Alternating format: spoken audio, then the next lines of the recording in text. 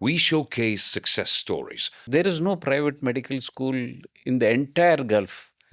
Great things have small beginnings, Doctor. Without His Highness, this project was impossible.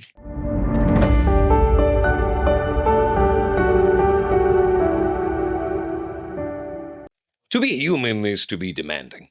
At some point in your lifetime, you graduate, you want to find a job. You're okay with being leaded. Sometime later, you have newer demands. You want to be a leader.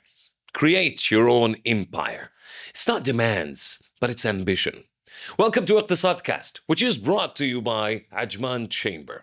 And in this podcast in particular, we showcase success stories from some of the most prominent businessmen and business leaders in the United Arab Emirates, and specifically in the Emirate of Ajman. Their presence contributes to the business landscape of the UAE as a whole and to the Emirate of Ajman in specific. Today, we have an inspiring success story from the heart of the business world, make no mistake.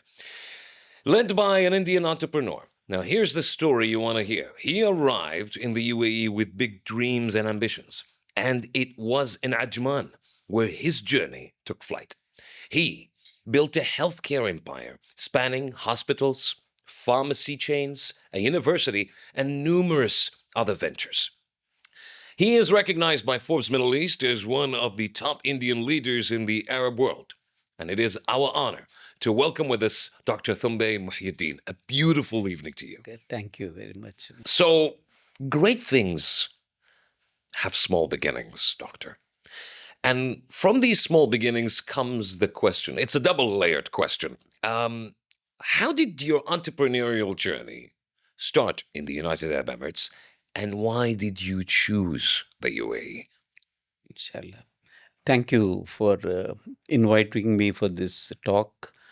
I'm more than happy to be here, Alhamdulillah, because I'm from Ajman and I like to promote Ajman. My background is I'm an Indian from India. I'm the third generation in a family of business. I used to know a sheikh from Ajman called Sheikh Majid bin Saeed Al Noemi. MashaAllah. So, because some of my relatives did business in Ajman, they had factories and they had, did trading in Ajman. So, when I met him during my trip to UAE, when I was transiting to Tanzania, I spent time with him and he asked me one question. I was based in India, so I had no business in UAE. He asked me a question. Can you think of a business which will help my country? I said, in what way, Sheikh? Which will have effects on the economy. So I said, I can think of one business which will have multiple effects on the economy. He said, what? He said, you start a medical university and hospital. What year was this? 1997. Oh. So he said, what happens? I said, everything will grow around that university. Everything will flourish around the university. You will become famous internationally. He said, how did you think like that? He said, I come from a place called Mangalore.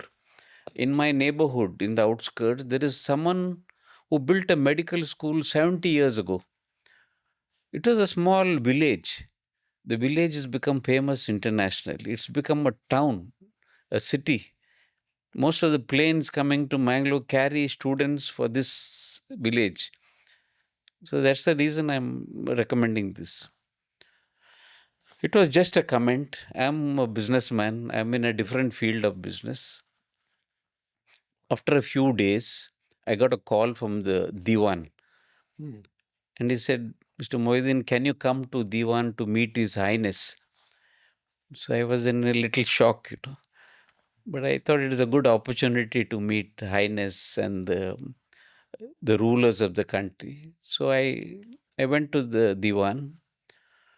I introduced myself to His Highness and he spoke of what my family business we are doing. We are quite a well-known family in the south of India. Many businesses, including healthcare and trading and real estate. In the end, he asked me, you made a comment about a medical university and hospital. So I told Your Highness, I just made a comment. It is not that. So he was very positive. He said, I'm the ruler of this country. I can support you. Why don't you build the medical university and hospital? So that's how it started. And before I could refuse, saying that it's too big for me to do it, he shook hands with me and said, Bismillah, do it. So I mentioned to His Highness, Sheikh, I have to bring consultants. I have to study the whole market legally, technically, and everything. And I'll get back. So he said, I give you 1 month time. 1 month. From your business perspective, is that enough or is it too little? It is a good thing what he did because we were under pressure then. So I went back and I selected 2 top people from India, brought them. And we did a survey among the schools, with the sheikhs, the Ministry of Higher Education, Ministry of Health. And overall, we felt it is a fantastic project because there is no private medical school in the entire Gulf. But this needs a lot of political hand-holding. Without His Highness, this project was impossible those days. So I went back to His Highness and I explained to him it's financially feasible, everything is doable. But we need someone like you, a ruler, to support us. He said, what do you want? The banner is too big. Too big. It's big. He said, I need to have a license. He said, I'm the ruler. I'm going to make a decree. Finished. So those days it was a common decree and things like that. So he issued a decree, Royal Decree number 1 in 1998, starting of a medical university in Ajman. Not a lot of people remember the number of a royal decree. Yeah, I remember. It was 27th Ramzan. So I remember it was a very unique day also. Number 2, I said I need land to build a medical university. So I told him the exact square feet I need, and he said, done. Go to such and such a place, and there is land there, and take it. So he gave me the land free. He donated. But I had to go to the bank and borrow money to build the medical school. So the bank advised me, it's better you buy it from the sheikh. So I was ashamed, how do I go back and again request? But sheikh was a very practical man. He understood problems and he solved it immediately. He gave me the land in my name. Mashallah. Alhamdulillah. Third was a hospital for training students. So he said, Khalifa Hospital is a big hospital, 300 beds. You can use it for training of students. But I think he suggested you build your own hospital also. So it was between the university and hospital was a big project, We are talking of a big investment. But by then I was involved and I was very passionate about the whole thing. I thought it is more prestigious than any business, education, healthcare. So I got involved and I decided I'll do it. So on the 19th of March, His Highness came to lay the foundation of the university and we were in the newspapers. We got 1,000 applications for the 100 seats we had. So can you imagine? We had an office in Ajman by then, 1,000 applications. And we were expecting Indians to come. We hardly had any Indians. It was all different nationalities. So right from the day one, it was very positive and very lucky also. And I had solid support from Highness all the time because he was interested in knowing what's happening. Have you given the contract? Have you done the advertisements? There was a continuous follow-up. Yeah. Those days, we could walk into his office often. Now they're very busy. We take an appointment and fix a convenient time. So that's how we started. One of the things I've picked up in this humble life of mine is that usually businesses, what kills businesses are two essential factors. Yeah. Taking too much time to launch Yeah. with an MVP, a minimal viable product. And the other thing is your response to challenges. Sometimes you start with a passion, you have that flame, but sometimes challenges can reduce that flame. So I think the real question here is, when establishing your first project in the UAE, what challenges did you face, despite, of course, this wonderful support that you have received? For me, it was relatively a new business. It was new to me personally, it's new to this country itself. There's no private medical school in the country. You were the benchmark. Yeah, we are still are. We are still are the only private medical university in the entire Gulf. And I give credit to Almighty Allah. The grace of Almighty has been one of the main reason for this success. Alhamdulillah. Number two, alhamdulillah. Number two is Highness and the ruler's support. Without that is impossible. No one can ever is there anyone else in this country who are wealthy, successful, who have been here in this country more than me, ever built a medical school? They wouldn't. It is only because Highness supported and gave me assurance. The third is I have a nice team who have been around with me 26 years now. They stuck on, I am loyal to them and they are loyal to me also. So that's the reason we did it. But I'm very passionate about what I'm doing. You still love what you do. I love what I'm doing. I have gone through a lot of trouble, challenges, but I held on. I've been consistent in what I'm doing. MashaAllah, Doctor, you have opened a good number of ventures. But no matter how big the number, you always start from one. But from all of those ventures, which one of them was your turning point? Frankly, the Gulf Medical University, which was my first project, is our flagship company. It is the most prestigious company also, the prestigious university also. Your first project? Yeah, first one. And something we are all proud of, because we have students from 102 countries. We have faculty from 55 countries. And we cater to patients from 185 countries. Yeah. So we are proud of the Gulf Medical University. And the Gulf Medical University is the only private medical university till today in the entire Gulf. So it's a fluke story.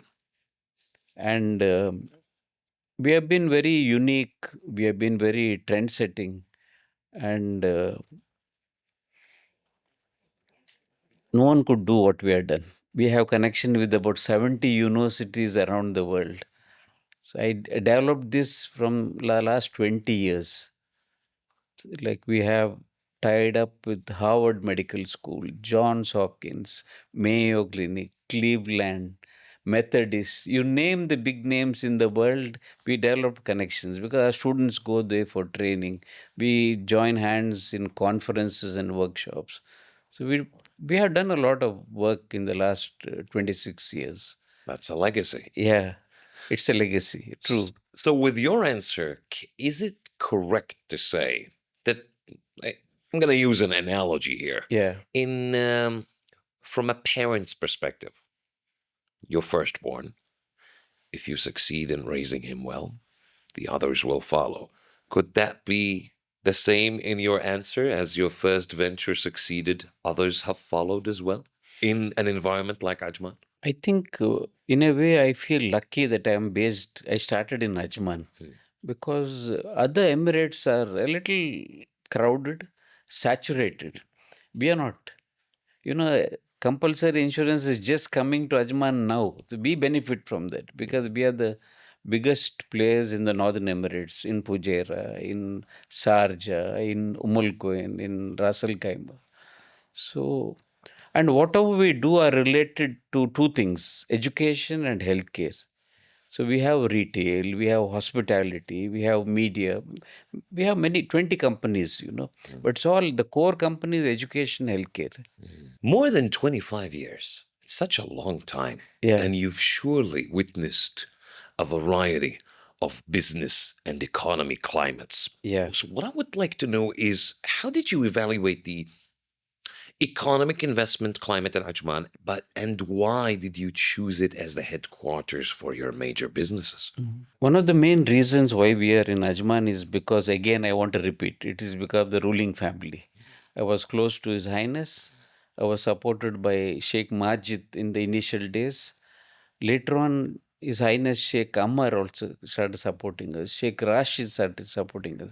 So this made us comfortable. This kind of hand holding is not common. That is one of the reasons. But I have to remind you, every year when the government announces their budget, they say 78 billion budget announced, and the headlines in the newspaper is priority given to education and healthcare. So we get a lot of satisfaction that we too contribute in a small way to the economy of this country. Then let's go a bit deeper.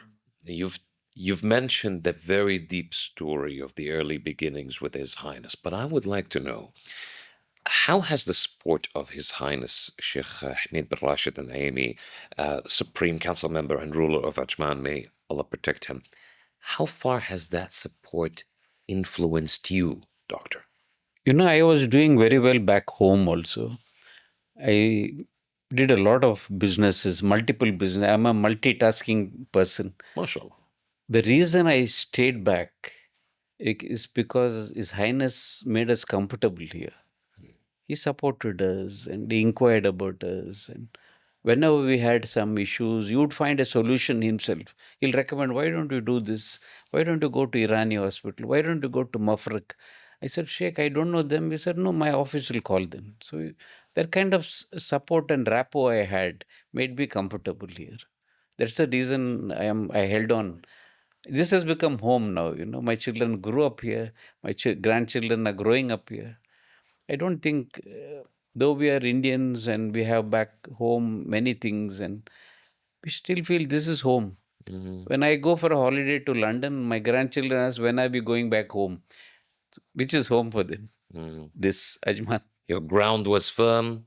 You can lean on everyone here, Yeah. which made you choose that decision. You felt safe. Yeah. You felt safe and Yeah. trusted True. this area. This is the safest country in the world. There's no doubt about it. Yeah. Then, what would you say about the development that has taken place in Ajman over the past years? In the last 27 years, we have been watching. Ajman has grown. They welcomed investors. Even otherwise, His Highness Sheikh Umaid bin Rashid, the ruler of Ajman, was always welcoming people to come and invest in his country. It is considered as the smallest in the Emirates of UAE, but he always welcomed people. Anyone we brought, he'll say, come, do something here. And he invite. The attitude is positive from beginning, and it's continuing with the younger generation also. They're more professional now, unlike the earlier days, more professional. But and it's grown. The infrastructure has grown. Yes. Everything has grown. We don't have to go for shopping to Dubai now. We have shopping malls here. We don't have to go to eat in a good restaurant in Dubai. We have good restaurants in this beautiful emirate. There is a lot of facilitation available yeah. for businesses. Yeah. For every need Yeah. can be catered to. Yeah. Well, since you have witnessed this evolution over those years, particularly in the Emirate of Ajman, let's think of Ajman as soil. And each and every possible entrepreneur is a plant of his and her own. Each will bear fruits of their own. Some will bear vegetables, some will bear fruits. The support that the Ajman Chamber offers to entrepreneurs, what is it like nowadays? Ajman Chamber also has evolved. By the way, to entrepreneurs and to investors. Yeah. Yeah. It is evolved. I remember one time I invited the President of India to come here. So he came, and he's the ex-president, is Dr. Abdul Kalam. Yes. He wanted to see our university, so he came. So I took him to His Highness. And immediately, one of the young sheikhs suggested, let's have a Chamber of Commerce meeting here, Moidin, you bring 100 Indian successful Pakistani people for the dinner, we'll accommodate them here. Mm. So that we showcase Ajman and try to market Ajman. I did that. Mm. So can you imagine? That was the thought of the Ajman rulers, Inshallah. So it is a fantastic gathering. I'm sure many people who were not aware of Ajman those days, they suddenly realize, oh, this is a fantastic place. The chamber is very professional and welcoming. So my personal experience, yeah. ثومبي Group, how much has it invested in the UAE as of now? We have grown over the last 26 years. Approximately, in terms of money, between 1.5 billion to 2 billion. MashaAllah. We have 3,500 people working in the company, out of which almost 500 are doctors. It's a big number to contemplate when you know the humble beginning. Very true. We never dreamt that we'll grow this, but now the dreams have become bigger. We want to grow even bigger. You always want more. Yeah. Ambition. Yeah, ambition is there, yeah. It is ambition. Gulf Medical University. How could you share with us the success story of it? Moreover, where did the idea originate from in the first place?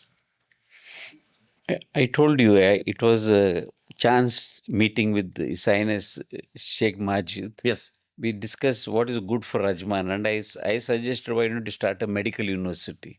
So he asked me, what happens when you start a medical? I said, it has multiple effects on the economy. Everything flourishes. So that's why we thought of the Gulf Medical University. But then again, in order to make that idea, the story, yes, you shared it with us. Yeah. But in order to... So that was an idea like a breeze that came to you. And then came other, for example, tasks from His Highness, assemble a team of experts and stuff. Yeah. It almost seems like destiny for you to find these experts and these people required. What path in life did you take that you were able to gain access over these people that were essential to the establishment of this big project, of this big name? I want to repeat, God has been kind to us. He opened many doors for us. It wasn't easy when I started off. One of the things what was necessary was you had to be adventurous. You had to have a lot of guts. I had it. I was young then. I had the guts. And have you taken a lot of risks? Building a medical school in a foreign country is not a joke. Of course, yes. And those days, yes. Ajman had a population of 300,000. Can you believe? Wow. So then in 2-3 years' time, I started the hospital project. So when my son looks back, who's a professional, he says, you built a hospital in Ajman with 300,000 population, and your biggest competitor was Khalifa Hospital, which is government, which was free. How did you do it? He said, I had the guts to do it. I was adventurous. Plus, my intentions were clean. The niyat was clean. I was building it for the university, for the benefit of the students. And we succeeded. We became the ثومبي Hospital, Ajman, became the busiest hospital in the private sector in the country. So we used to have 2,000 outpatients a day. We used to deliver 600 babies a month. That means we were bigger than the Cornish Hospital, Abu Dhabi, which was free again. So it was purely from Allah, the grace of Allah. Yeah. La ilaha illallah. Completely agree. And that is the right mindset, to be very honest. To anyone uninformed, what are your other significant economic investments that you have made? Whatever we do are related to our core business, education, healthcare. So like we built restaurants and we built a health club and we built a media company. It's all related to our core business. But it's grown substantially, except During the COVID, we were hit a little badly. We recovered, alhamdulillah. We are stable now. For example, we had 60 pharmacies, ثومبي pharmacies. During the COVID, we reduced it. We still have 48 of them. We have 5 laboratories. We have, well, it's quite big in our field of business. Yeah. Wonderful. Let's talk about charity and humanitarian initiatives. The ones that you made in the United Arab Emirates are notable. Jazakallah khair wa barakallah. Thank you. But what are your most important contributions that you have made to the community? You mean in our business? Yes, exactly. In the category of charity and humanitarian efforts and initiatives. As Muslims, whenever I am difficult, I remember one time I went to His Highness and I told him, Sheikh, I'm struggling. It's not easy. He said, do you realize what you're doing? I said, what am I doing? I was a little surprised. He said, you're doing the best business a Muslim can do. You're doing charity. Education is charity. Shifa is charity. So Allah will never let you down. So indirectly, the biggest satisfaction I have is I'm in the right business, which is a very noble profession. I'm not like the typical businessmen who are trying to make some quick money. I'm very ethical. I'm very straightforward. Whoever deals with us know that we are very clean and straightforward. The insurance companies know we don't cheat or manipulate at all. Yeah, your passive way of business is charity and default. MashaAllah. Yeah, that's as a Muslim, the best charity a human being can do is by spreading knowledge and giving shifa. And we are doing both of them. Whoever helped a life maintain its life as if he saved all of humanity. Yes, that is true. One of the most defining features of a person is the ideals, the principles that they hold dear to them. They are the compass that guides them in whatever path they take.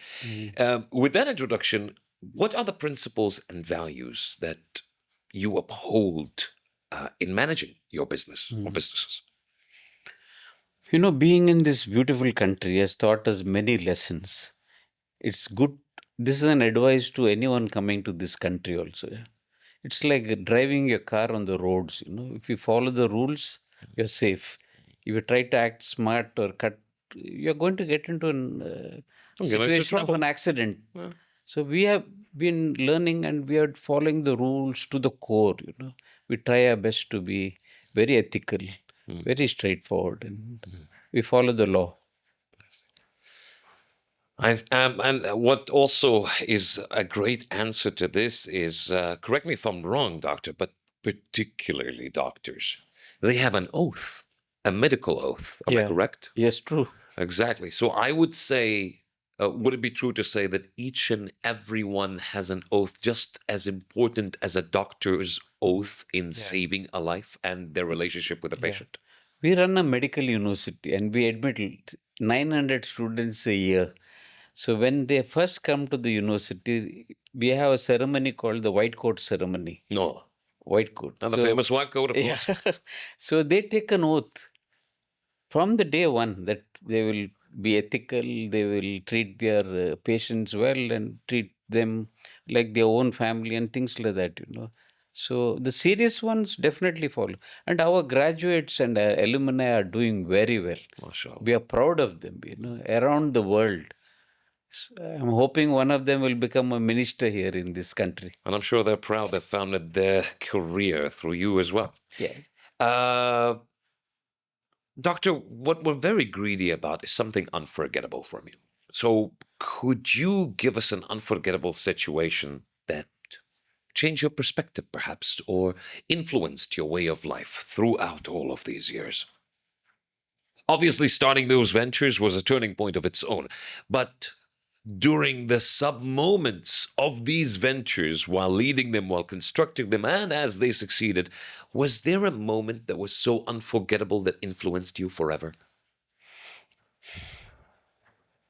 I'm a very God-fearing person. Alhamdulillah. I believe whatever is happening to me is a miracle. It's from Allah. So, for example, when we designed the campus, we have about 1 million square feet of land and 1.2 million built-up area. We we were expecting 15,000 people to walk into our campus every day. During the COVID, it slowed down. Yeah. We still have 7,000 people walking into the campus as patients, as students, as club members, to the food court, to the pharmacies. So, in the master plan, there was a masjid to be built for the people. So I told His Highness, I'm building a masjid. It is so. One of the Awqaf man told me, it's normally Arabs who go to India and Pakistan and build masjid. This is the first time a Indian is building a masjid in this country. Alhamdulillah. So they named the masjid after me. It's called Tumbe Moidin Masjid. I'm aware of that. So it is not. It's not a simple thing for me. So second time, what I built my home in Sharjah. So I went to His Highness Sheikh Sultan, and they said, "I'm building my house here." He said, "No, you're a good man. Go ahead." And asked them to call the land department and register the land in my name. So when I went to the municipality, he said, "You're the same man who built that masjid in Ajman." Yes, build one masjid next to your house. So It's a click of a button. yeah. I said, "I don't have land there." He said, "We'll give you the land." MashaAllah. So I built the second masjid in this country, and they mentioned this. No Indian has built a masjid in this country, and with Juma and men and women separate. So alhamdulillah, it really is a miracle of Allah. It's not a normal thing at all.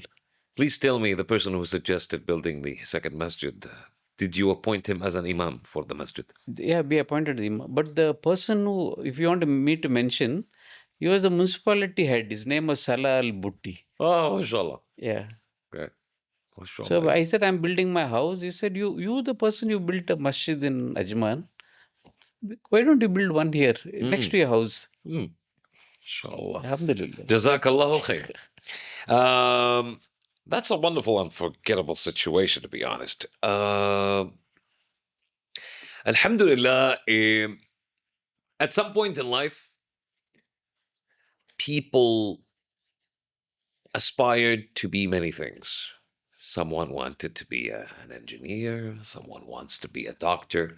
But at some point in life, many of the youth aspire to become entrepreneurs.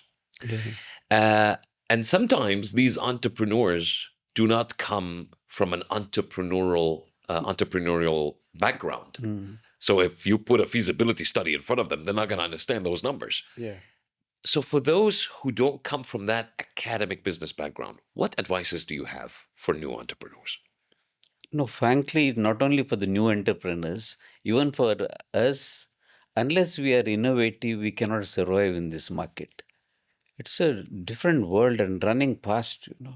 So, for example, we introduced a college for AI in healthcare. We are the first in the world to do it. And the ministry supported us. We said, go ahead, do it. We are tied up with MIT in America. We're tied up with so many universities for our AI college, something very unique.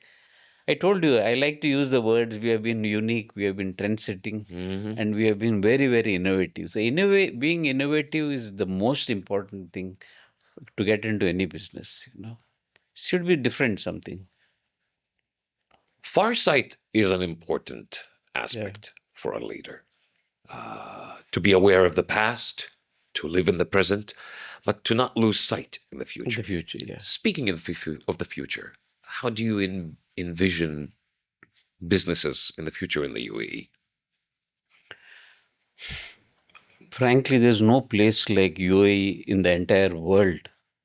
If you think London is better than Dubai, we have to forget it because it's become outdated now.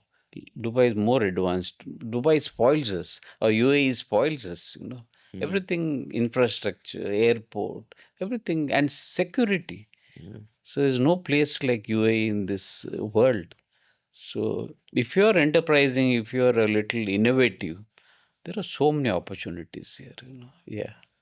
As long as you're innovative, Innovative is important. of course. Do you still have long term goals that you want to achieve after everything that you have made so far?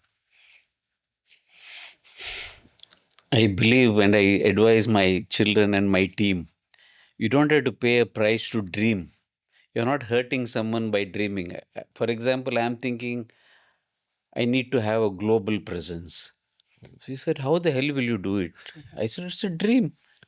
I'm not going to issue a check or pay someone cash to do it. It's a thought I'm trying to convert into reality. Dreams are for free.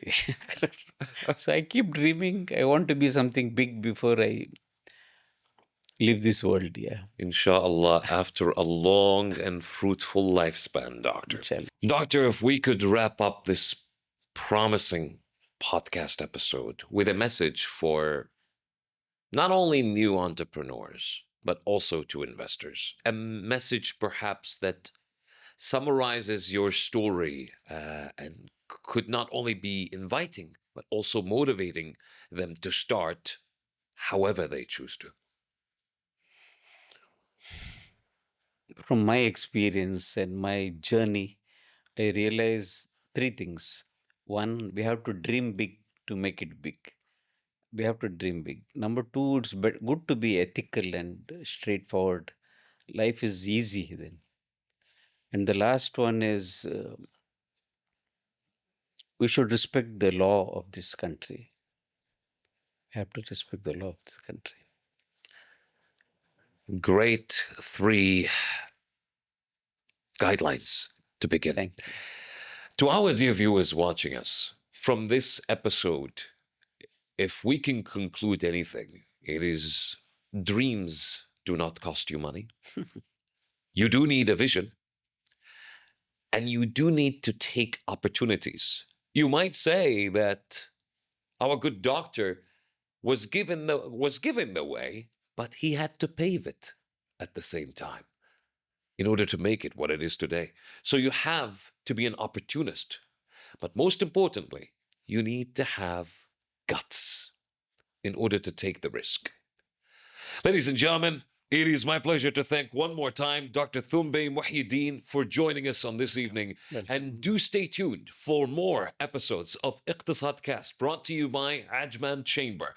We have more economic figures to show to you so you can take your own leap of faith and become a leader and an entrepreneur yourself in an empire of your own. Assalamu alaikum.